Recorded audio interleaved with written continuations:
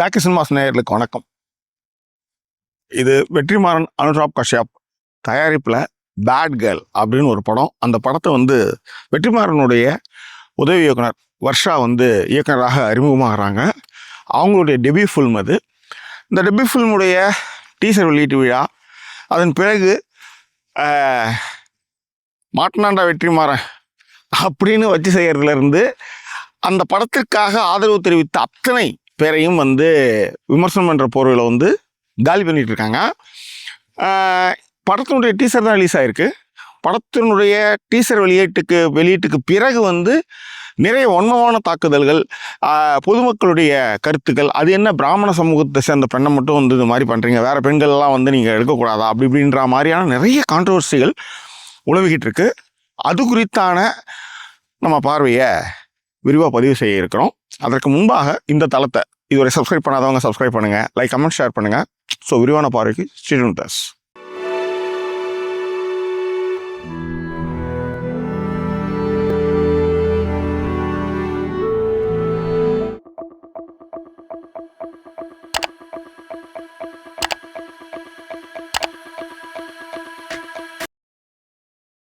ஒரு குழந்தை கருவில் இருக்கும்போதே ஆணா பெண்ணா அப்படின்னு கண்டறிவது நம்ம நாட்டு சட்டப்படி அது ரொம்ப குற்றம்.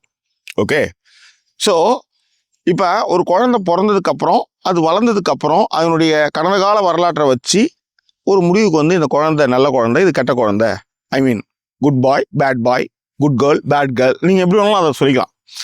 ஆனால் குழந்தை பிறக்கிறதுக்கு முன்னாடியே என்ன அந்த குழந்தைக்கு ஜோசியன்ற பொருளையோ இல்லை அனுமானத்திலேயோ ஒரு விஷயத்தை முன்முடிவுகளோட, அதாவது எதுவுமே ஃபுல்லாக பார்க்காம, அந்த குழந்தையினுடைய நடவடிக்கை எதுவுமே கேட்காம, எதுவுமே செய்யாமல் முன்முடிவுகளோட ஒரு வன்முறை தாக்குதலை படைப்பாளியின் மீது வைப்பது எந்த விதத்தில் நியாயம்? ஒரு திரைப்படம் என்பது 10ஓட 11 அத்தோட இது ஒன்றா இருக்கக்கூடாது. அந்த திரைப்படம் ஒரு விவாதத்தை உண்டு பண்ண வேண்டும். அந்த திரைப்படம் நிறைய கேள்விகளை எழுப்ப வேண்டும். அந்த திரைப்படம் உங்களை தூங்க விடாமல் செய்ய வேண்டும். ஒரு திரைப்படம் உங்களுடைய கடந்த கால வாழ்க்கையில் நீங்கள் செய்த தவறுகளை உங்கள் மனசாட்சிக்கே விட்டு, உங்கள் மனசாட்சிப்படியே அதை யோசித்து உங்களை மாற்றம் செய்ய வேண்டும். அதுதான் ஒரு படைப்பாக நான் பார்க்குறேன். அப்படிதான் ஒரு படைப்பு இருக்குன்னு நான் நினைக்கிறேன். ஸோ படத்தோட இயக்குனர் வர்ஷா இந்த படத்தினுடைய டீசர் வெளியீட்டு விழாவில் மிகுந்த படபடப்போட காணப்பட்டாங்க. இந்த படம் எடுக்கும்போதே தெரியும் இது மிகப்பெரிய எதிர்ப்புகளை உண்டாக்கும் அப்படின்றது அவங்களுக்கு ஓரளவுக்கு அவங்களால ஜட்ஜ் பண்ண முடிஞ்சிருக்கும். இந்த படத்தை வெற்றிமாறனே தயாரிக்கும் போதே இது பெரிய கான்ட்ரவர்சியை உருவாக்கணும்னு அவர் தெரியாமலாம் இல்லை. அது மட்டும் கிடையாது, தன்னுடைய உதவியாளர்கள் யாரெல்லாம் தன்னிடம் கதை கேட்டாலும் அதில் இப்படி அப்படின்ற மாதிரி ரொம்ப கடுமையான விமர்சனம் நடந்துக்குவேன். பட் இந்த திரைப்படத்தினுடைய ஐடியாவை சொல்லும்போது இந்த படம் பேசக்கூடிய உண்மை இது சரியாக வரும்னு நான் நினச்சி தான் இந்த படத்தை நான் தயாரித்தேன் அப்படின்னு அவர் சொன்னார். அது மட்டும் கிடையாது, படத்தை இயக்கிய அவருடைய உதவியாளர் வர்ஷாவுக்கு இது எப்படி சார் ஓகே சொல்லிட்டாரு அப்படின்ற கேள்வியும் உருவாகியிருக்கும். அதை தன்னுடைய பேட்டியில் ஐ மீன் அவங்களுடைய பேச்சினுடைய அதை தெரிவித்தாங்க அன்னைக்கு. அதாவது எப்படின்னா, பொதுவாக ஜட்ஜ்மெண்ட் இல்லாமல் ஒரு கேரக்டரை நான் படைச்சிருக்கேன். ஓகே, அது சரி தப்பு அப்படின்ற விவாதத்துக்குள்ளே நான் போகலை. ஆனால் இப்படி ஒரு கேரக்டர் யோசிச்சா எப்படி இருக்குன்ற ஒரு விஷயத்தை தான் நான் பதிவு பண்ணியிருக்கேன். அது மட்டும் இல்லை, பெண்களுக்கு ஏகப்பட்ட ப்ரெஷர் இருக்குது. ஓகே, பத்தினி, தெய்வம், அம்மா, காதலி, இந்த வரைமுறைகள், இந்த கிரைட்டீரியா, இது எல்லாத்துலேயுமே பெண்கள் பலமாக பாதிக்கப்படுறாங்க. ஏகப்பட்ட ப்ரெஷர் இருக்குது. ஒரு பெண்ணாக பிறந்ததாலேயே அந்த ப்ரெஷர் ஒவ்வொரு பெண்ணுமே சந்திக்கிறா. ஓகே, ஸோ அப்போ இந்த ப்ரெஷரோடு இருக்கக்கூடிய ஒரு பெண் தனது வாழ்வு குறித்து, தனது காதல் குறித்து, தனது காமம் குறித்து பேசுவதாலேயே இந்த சமூகம் ரொம்ப பயப்பட ஆரம்பிக்குது. அது எப்படி? அதுக்கு கிளைக்கதைகளை எதெல்லாம் சொன்னால் பொதுஜனம் நம்புமோ அந்த மாதிரியான முன்னெடுப்புகளை இந்த படத்திற்கு எதிராக சமூக செயற்பாட்டாளர்கள்ன்ற போர்விலையும் சரி, சமூகத்தில் கருத்து சொல்கிற போர்விலையும் சரி தொடர்ந்து செஞ்சுட்டு இருக்காங்க. எஸ்பெஷலி இந்த படத்தை ஒருவேளை கார்ப்பரேட் இயக்கியிருந்தா, கார்ப்பரேட் தயாரித்திருந்தால் இது வந்து இவ்வளவு விமர்சனங்களுக்குள்ளாக இருக்காது. இது ஒரு 10ஓட 11 அத்தோட இது ஒன்று போகிற ஒரு படம் தான். ஆனால் இந்த படத்தை இயக்கியது வெற்றிமாறனுடைய உதவியாளர். அது மட்டுமல்ல, இந்த படத்தை தயாரித்தது வெற்றிமாறன். இப்போ வெற்றிமாறன் மீது நம்மளுக்கே கருத்து மோதல்கள் நிறையவே இருக்குது. சில இடங்கள்லாம் தேவையில்லாமல் போய் அவர் வந்து மேடை ஏறுறாரு. சில இடங்களில் போய் அவருக்கு வந்து ஆதரவாக தெரிவிக்கிறாரு. இப்போ இதை வந்து நீங்கள் சரின்னு சொல்கிறீங்களா தப்புன்னு சொல்கிறீங்களான்ற ஒரு கேள்விகள்லாம் இருக்குது. அதே மாதிரி நிறைய படங்களை வந்து இப்போ உதாரணத்துக்கு விடுதலை படமே 250 நாள் எடுக்கிறாரு. அது வந்து அது குறித்து நம்ம பேசும்போது அது ரொம்ப தப்பு. ஒரு ஜுராசிக் பார்க்கே 74 நாளில் முடிக்கிறாங்க அப்படின்னும் போது நீங்கள் 250 நாளில் நீங்கள் திரும்ப நீங்கள் வந்து ஒரு எடுத்ததையே வந்து சரியாக வந்ததா தப்பாக வந்ததான்னு திரும்ப எடுத்துக்கிட்டே இருக்கீங்க. அது உங்களுக்கான ப்ரிவிலேஜ், உங்களுக்கான விஷயங்களாகவே இருந்தாலும் கூட எதிர்வரக்கூடிய இயக்குநர்களை அது பாதிக்கும். ஓகேங்களா? ஸோ அந்த மாதிரியான விமர்சனங்கள் நம்மளுக்கு இருக்குது. ஆனால் ஒரு படைப்பை அவர் வந்து தயாரித்திருந்தாலேயே, அந்த ஒரு படைப்பை வந்து அவங்களோட உதவியாளர் எடுத்ததுனாலேயே அவர் மீது விமர்சனத்தை வந்து வைக்கிறதும், வன்மமாக விமர்சனம் என்ற பொருளில் வந்து அவரை கக்கிறதும் ஏற்றுக்கொள்ள முடியாதது அப்படின்றது தான் நம்மளுடைய பார்வை. ஓகே, இந்த கான்ட்ரவர்சி எங்கே கலக்கத்தை ஆரம்பிச்சதுன்னா, டீசர் வந்துடுச்சு, ஒரு அதிர்வேளை ஏற்படுத்துச்சு. திடீர்னு பார்த்தா இயக்குனர் மோகன்ஜி வந்து அவர் எப்பயுமே ரஞ்சித் மேலே ஒரு 4 கால் பாய்ச்சலை நிகழ்த்தினார். இதுவே வந்து பிராமண சமூகத்து பெண்களை மட்டும்தான் இப்படி வந்து பண்ணுறீங்க, டேக் இட் ஃபார் கிராண்டடாக எடுத்துக்கிறீங்க, இதுவே உங்கள் சமூகத்து பெண்களை நீங்கள் பண்ணுவீங்களா அப்படின்னு ஒரு கேள்வியை முன்வைக்க, நட்சத்திர நகர்கின்றது மாதிரியான நிறைய படங்களை அவர் பண்ணியிருக்கிறாரு, பரிட்சாத்த முயற்சிகள்லாம் செஞ்சுருக்கிறாரு அப்படின்னு பதில் வர, இந்த பிராமண பெண் அப்படின்ற ஒரு டேக் வந்ததுமே உடனே இதை பிராமண சமூகத்தில் இருக்கிற அத்தனை பேருமே அதுக்கு வந்து கருத்து தெரிவிக்க ஆரம்பித்தாங்க. மிக முக்கியமாக யூடியூப்பும் சரி, மற்ற இடங்கள்லையும் சரி, இந்த மாதிரி கான்ட்ரவர்சியில் வரும்போது, ஏன்னா போன இதில் வந்து மிஷ்கின், இந்த இதில் வந்து bad girl. So Mylapore West Mambalam போய் எல்லாரையும் கேட்கும்போது, நம்மாத்து குழந்தைய இப்படி எப்படி சொல்ல முடியும், நம்மாத்து பெண்கள் வந்து ஏன் அவங்க வந்து நம்மாத்து பெண்களே குறி வைக்கிறாங்க அப்படின்ற மாதிரியான பொது கருத்துக்கள், பொதுமக்களுடைய கருத்துக்களை நிறைய யூடியூப் சேனல்ஸ் வந்து அதை வந்து போட்டிருந்தாங்க. பேட் கேர்ள் திரைப்படத்தை இயக்கிய வர்ஷா வந்து ஒரு பிராமண பெண் அப்படின்னு சொல்கிறாங்க. அவங்க எந்த சமூகத்தை சேர்ந்தவங்க, எந்த ஜாதியை சேர்ந்தவங்கன்றதெல்லாம் நம்மளுக்கு கவலை கிடையாது. ஒரு படைப்பாளி, அவ்வளோதான். அந்த கேட்டகரியில் வரும்போது அவன் எதை வேணாலும் எடுக்கலாம். அட்டன்பரவ் வந்து இந்தியாவில் பிறந்தார், அவர் காந்தி திரைப்படத்தை இருக்கு இல்லையா? ஓகே, ஸோ ஹிட்லருடைய நாசி என்னெல்லாம் பண்ணிச்சு, என்ன மாதிரியெல்லாம் யூதர்களை வந்து கொடுமைப்படுத்துச்சு அப்படின்றது இன்றைய வரை அந்த புத்தகத்தை படித்து வேண்டெழுந்தவர்கள் எல்லாருமே அதை பற்றின திரைப்படங்கள் இன்றைய வரையிலும் எடுத்துகிட்டு இருக்காங்களே. அதுக்கு என்ன காரணம்? எல்லாம் அவங்க ஜாதியா, அவங்க யூதர்களா அப்படின்னு யோசிக்கணும்ல. ஸோ ஒரு படைப்பாளிக்கு ஒரு பிரச்சனை எங்கே நிகழ்ந்தாலும், அது எந்த சமூகத்தை சேர்ந்தவராக இருந்தாலும், ஒரு படைப்பாளி அந்த அறத்தின் பால் ஈர்க்கப்பட்டு அந்த பிரச்சனைக்கு ஒரு சொல்யூஷனோ ஒரு தீர்வையோ இல்லை ஏதோ அவனுடைய பார்வையில முன்வைக்கலாம். அது ரொம்ப தப்புங்க, அதில் வந்து ஒரு பெரிய வரலாற்று உண்மையை மறைச்சிருக்காங்க அப்படின்னு சொல்லுங்க, ஒரு நியாயம் இருக்குது. அது எதுவுமே வராமல் பிராமண பெண் அப்படி அந்த குறுகிய எண்ண ஓட்டத்தையும் இதை மட்டும் எப்படி வச்சு நீங்கள் எடுக்கிறீங்கன்னு சொல்கிறதும், இப்போ அதனால தான் வந்து வர்ஷாவே ஒரு பிராமின் பொண்ணு அப்படின்னும் போது அப்படி ஒரு விஷயம் இருந்து அது உண்மையாக இருக்கும் பட்சத்தில் எனக்கு தோன்றதை என்னுடைய சுற்றங்களில் நடக்கிற விஷயத்தை தான் நான் எடுக்க முடியும். ஓகே, அப்போ வந்து நான் வந்து வேற ஒரு சமூகத்தை எடுக்க முடியும்.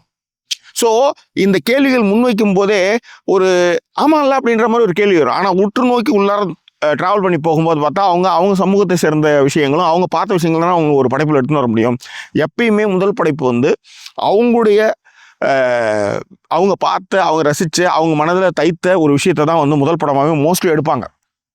அப்படி வர்ஷாவுடைய முதல் படைப்பு இந்த பேட் கேர்ள்.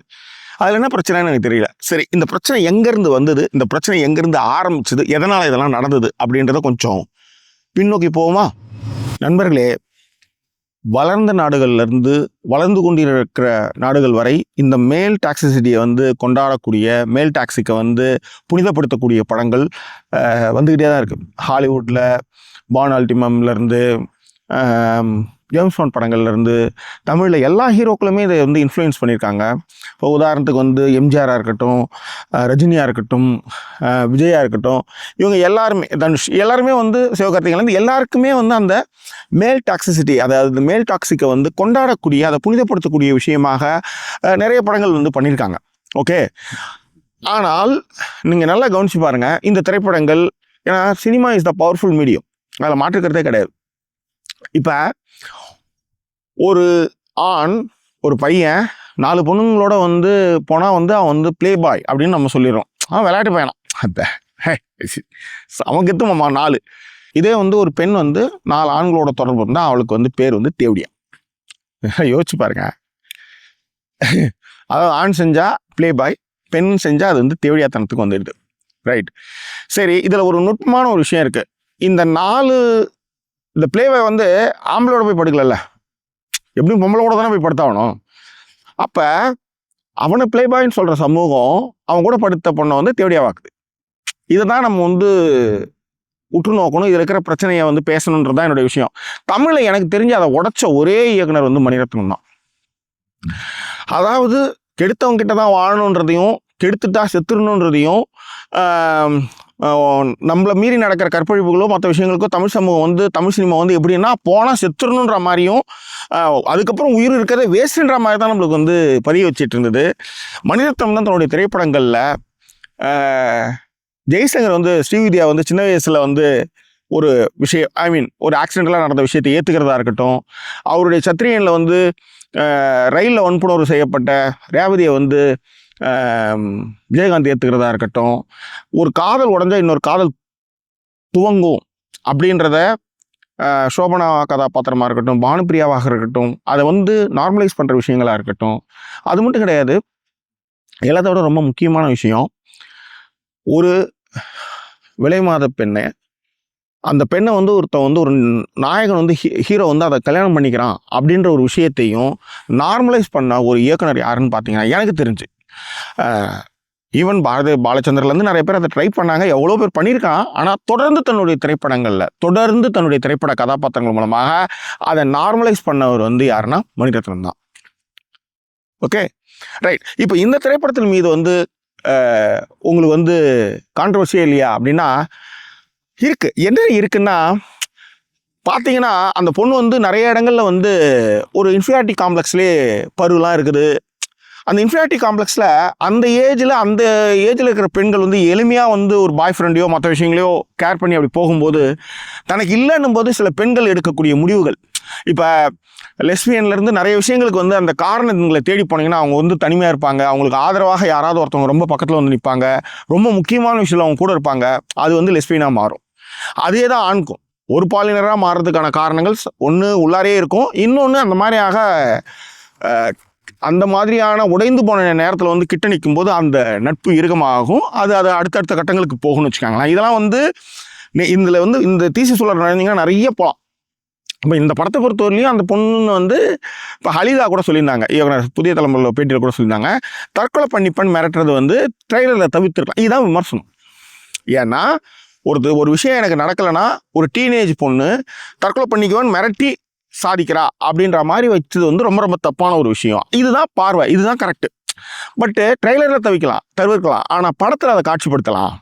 ஏன்னா படம் வந்து எல்லாரும் போய் பார்த்துறதுக்கு அப்புறம் முடிவு பண்ணுற விஷயம். ட்ரெய்லர் வந்து இல்லை அப்படி டக்குன்னு எல்லாருமே பார்த்துலாம் அப்படின்றதுனால அந்த ஒரு கருத்து வைக்கிறாங்க, நியாயமான கருத்து. அந்த மாதிரி இந்த பெண் தனக்கு அங்கீகாரம் கிடைக்க வேண்டும் என்பதற்காக, தன்னை கவனிக்கப்பட வேண்டும் என்பதற்காக இந்த பொண்ணு என்னெல்லாம் விஷயம்லாம் பண்ண போகுது, இதெல்லாம் வந்து ஒரு முன்னுதாரணமாக ஆயிடுமே. அதுவும் இந்த ஏஜ் இருக்கு இல்லையா, இந்த 15க்கு கீழே இருக்கிறது வந்து வளர்பருவம் வந்து எதை பற்றியுமே கவலைப்படாத ஒரு பருவம். இந்த பருவம் இந்த இன்ஃப்ளூயன்ஸ் வந்து வேற மாதிரி தப்பாக போயிடுமோ அப்படின்னு சமூகம் வந்து பயப்படுது. அது தப்பு கிடையாது. இப்போ உதாரணத்துக்கு அர்ஜுன் ரெட்டி வந்து நம்ம வந்து கொண்டாடுறோம், மயக்கம் பண்ண நானே கொண்டாடுறேன், எனக்கு அது பிடிக்குது.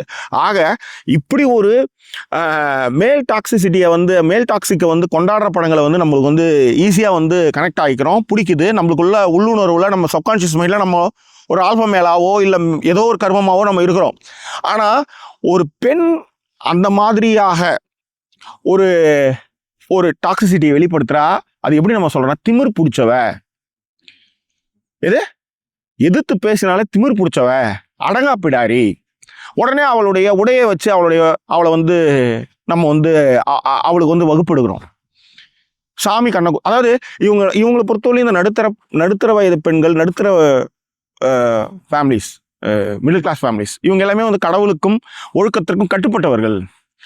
இந்த படம் எங்கேயாவது மாற்றிடுமோ போயிடுமோன்றது மதவாதிகள் மற்றவங்களாம் பேசுறதெல்லாம் ஓகே. பட் இதை உற்று நோக்கக்கூடிய, இதை உள்ளார்ந்து பார்க்கக்கூடிய ஆட்கள் என்ன சொல்றாங்கன்னா, இந்த ஏஜில் இந்த விஷயங்கள்லாம் வந்து செஞ்சால் இப்படி ஒரு அட்டென்ஷன் சீக்கிங் கிடச்சிரும்னு பசங்க நினச்சிடக்கூடாதுங்க. அதுதாங்க இந்த படத்தில் எனக்கு கொஞ்சம் நிழலாக இருக்குது. அப்படின்ற ஒரு விஷயத்தையும் நம்ம பார்க்க வேண்டியதாக இருக்குது.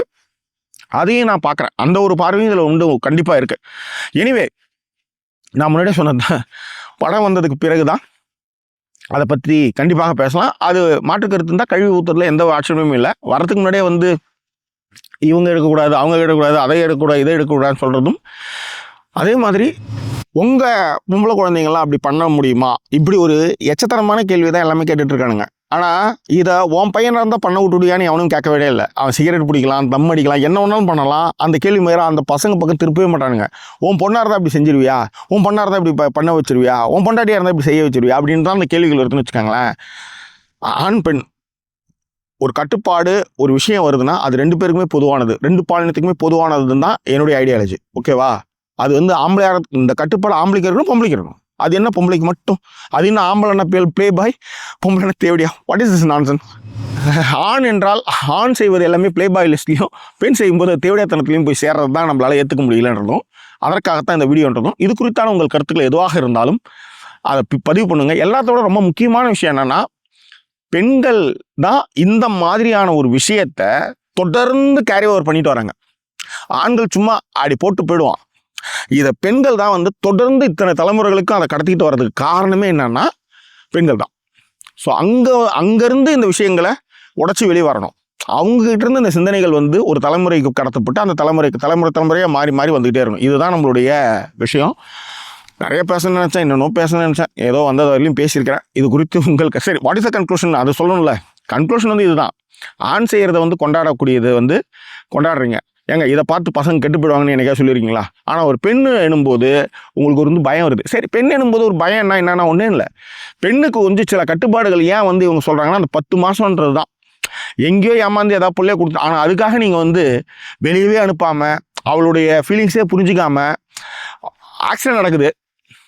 சைக்கிளில் போகிறீங்க, ஆக்சிடென்ட் நடக்குது, சைக்கிளே ஓட்டாமல் இருக்கிறீங்களா? காரில் போகிறீங்க, ஆக்சிடென்ட் நடக்குது, காரே ஓட்டாமல் இருக்கிறீங்களா? இல்லை அப்படிலாம் இருந்தால் இந்த ரோட்டில் வந்து காரும் பைக்கும் எதுவுமே போகாதே. அதெல்லாம் எப்படி ஏற்றுக்கிறீங்க? அது மாதிரி தான் இதுவும். உங்களுடைய பயத்தை யார் மீதும் ஏற்றாதீங்க, யார் மீதும் தூக்கி சுமக்க வைக்காதீங்க. அதுதான் இங்கே சொல்லக்கூடிய விஷயம். வேற என்ன உங்கள் கருத்துக்களை பின்னோட்டங்களை தெரியப்படுத்துங்க. இன்னும் வேறு ஒரு சொல் உங்களை நான் சந்திக்கிறேன். அது ஒரு நன்றி கூறிய உங்கள் ஜாக்கி சேகர். நன்றி, வணக்கம்.